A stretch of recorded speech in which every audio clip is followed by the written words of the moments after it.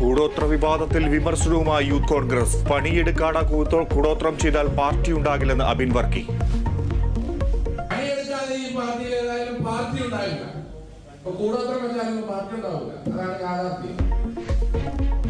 Youth Congress ഉപാധ്യക്ഷന്റെ വിമർശനം കുറ്റ്യാടിയിൽ നടന്ന പരിപാടിയിൽ. കോഴിക്കോട് KSEB ഓഫീസ് ആക്രമിച്ച യൂത്ത് കോൺഗ്രസ് നേതാവ് തിരുവമ്പാടി സ്വദേശി അജ്മൽ അറസ്റ്റിൽ. KSEB അസിസ്റ്റന്റ് എഞ്ചിനീയർക്ക് പരിക്ക്.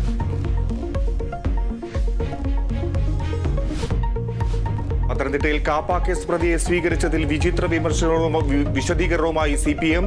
ശരൺ ചന്ദ്രൻ നിലവിൽ കാപ്പ പ്രതിയല്ലെന്ന് ജില്ലാ സെക്രട്ടറി. രാഷ്ട്രീയ കേസുകളിൽ കാപ്പ ചുമത്തുന്നത് തെറ്റെന്നും KP ഉദയഭാനു.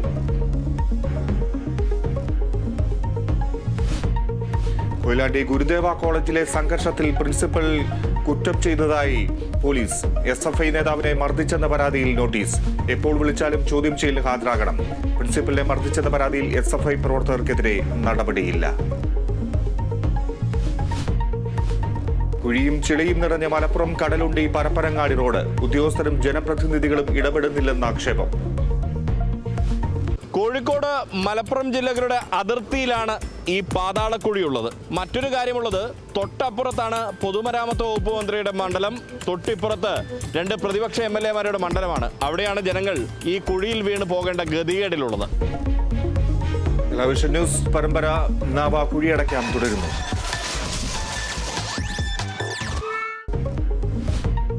കാസർഗോഡ് അരയംകുളത്തെ പട്ടികവർഗ വിദ്യാർത്ഥികളുടെ പഠന പ്രതിസന്ധിക്ക് പരിഹാരം. സ്കൂളിലെത്താനുള്ള വിദ്യാവാഹിനി പദ്ധതി പുനഃസ്ഥാപിച്ചു.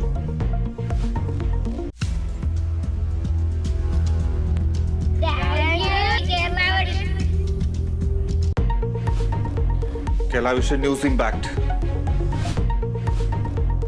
ഇറാൻ പ്രസിഡന്റ് തെരഞ്ഞെടുപ്പിൽ റിഫോമിസ്റ്റ് പാർട്ടിക്ക് ജയം. Masoud Pezeshkian president.